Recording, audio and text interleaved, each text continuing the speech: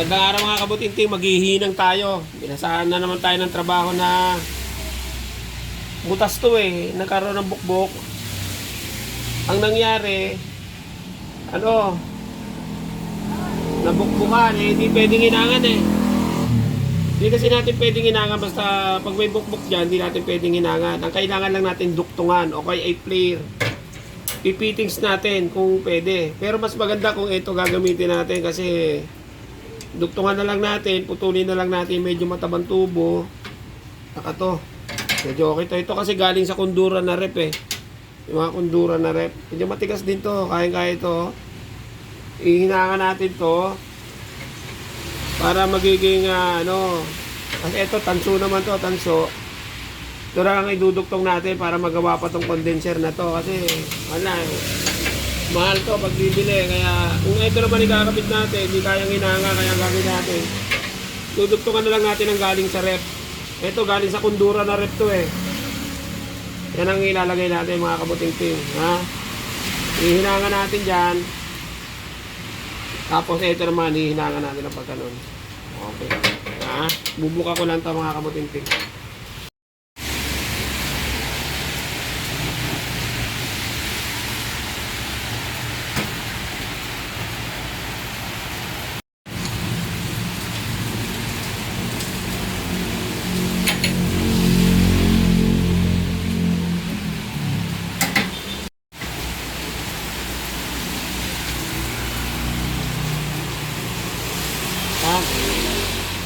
Hinangan natin ngayon yan mga kabuting-ting.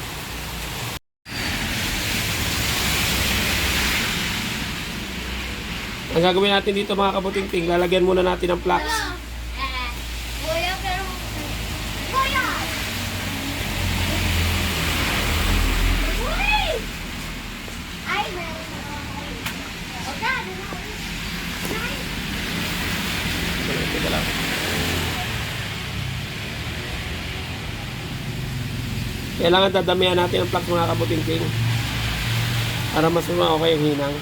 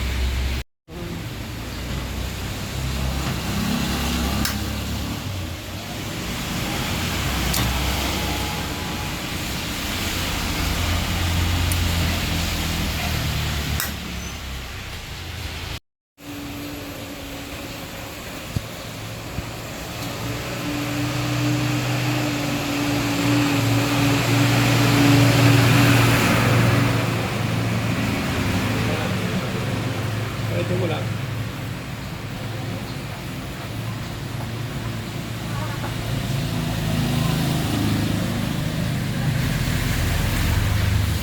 Okay. Ang gagawin natin dito mga kabuting-ting, testingin natin hanggang 400 PSI para malaman natin kung kaya ng aluminum na to kasi galing lang sa rep to eh. Pero makapal to mga kabuting-ting, kondura to eh. Sa freezer galing to, sa freezer. Yung freezer na kondura. Yung aluminum na yan, kaya makapal yan. Kaya ang gagawin natin, testing din natin. Kung makaya niya yung 400, sigurado pasado na to. Kasi ang ano lang naman to eh. Pero aluminum din naman kasi yan oh. Kaya rin naman siguro yan. Mas makapal pa nga to kaysa dyan sa mga ano eh. Kaya ang gagawin natin mga kabuting-ting, testingin na lang natin. Kasi para ma-repair lang natin kasi wala na talagang paraan eh. Kung didikitan din, hindi rin kaya eh. Kung fittings din ang gagamitin natin, baka rin sumablay eh. Kaya eto na lang talaga tayo. Kaya susubukan natin to. Ngayon, ang gagawin natin, testingin na natin ng nitrogen. Na nitrogen natin. 400, mga kahit 350 lang, kaya na eh. Mga 350 lang, kaya na ito. Sige, pag pumasa ng 350, okay na. Okay.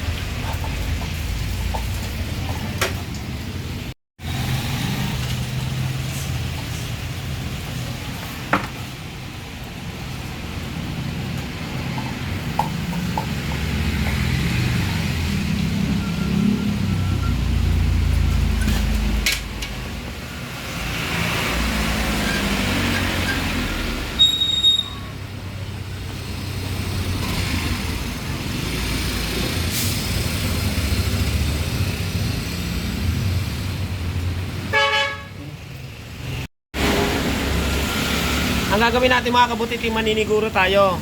Tataliin muna natin to kasi hindi pa natin sure yan eh. Kung kakayanin niya. Kaya ang gagawin natin, tatalian natin para kung sakali pumutok, hindi tayo talsikan. Ha? Talagyan natin ng basahan. Ano? Talagyan natin ng basahan para hindi tayo madisgrasya. Okay? Talagyan natin ng basahan na ganyan. Tapos saka natin tetipan yung basahan para sigurado tayo. Mahirap na. Ayan, ganyan lang. Tapos, nakatali na siya, no? Tapos, lalagyan lang natin ang dahan-dahan ng nitrogen. Titignan natin kung saan ang kaya niya. Pero pag nakapasa siya sa 350, okay na.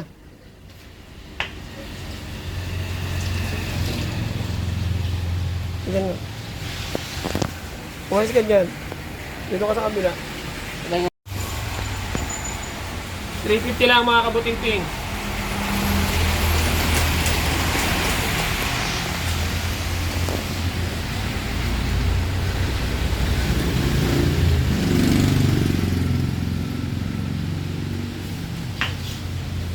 Wala na yata ako nitrogen ha. Hindi ako maangat eh.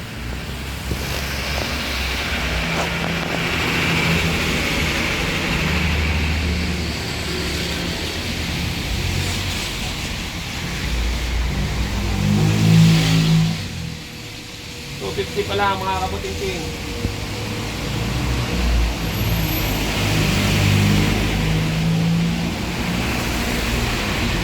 $300.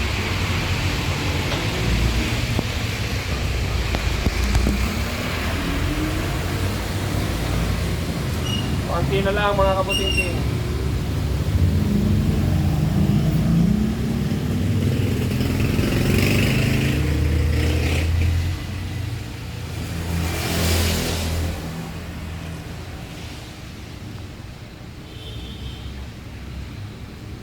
Yan, 350.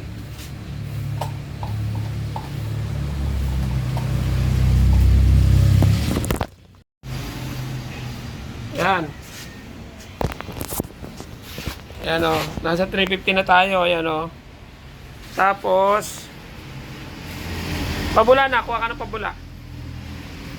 Tapos ito, okay naman oh. Kaya to mga kabuting-ting. Kaya na to. Halimbawa, pag meron tayong mga tanggap na ganito, halimbawa, ganitong condenser na to, galing ng LG to eh. LG, condenser ng LG na split type. No? Matagal na kasi to. Siguro nabukbok. Ganyan lang ang gagawin natin. Duduktungan lang natin na ganyan. Yan lang. Okay na.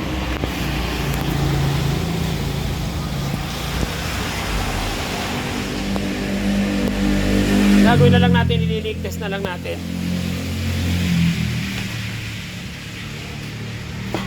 Ayan oh, wala oh. Wala oh. Wala na oh. Wala na singaw oh.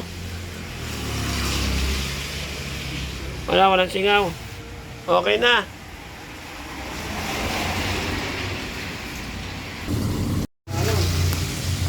Ayan oh, di bumaba mga kabuting-ting. Ang ibig sabihin nito mga kabuting-ting, okay na to. Kaya makakabit na natin to. Ito lang kasi tanggap ko dyan eh. Pinahinangan lang sa akin, pinadiskarte yan. Kaya ganito lang mga kabuting-ting ang gagawin natin. Okay. Ang gagawin natin mga kabuting-ting, kailangan sure natin na pumasok yung hangin ha. Yung nitro, kaya pakakawalan natin to. Ayun o. Ayun o. Okay na to mga kabuting-ting. Okay na to. Sana may nakakuha kayong idea sa pag-repair ng condenser na to. Sige. Salamat po nyo itong video ko mga kabuting-ting. Okay na to.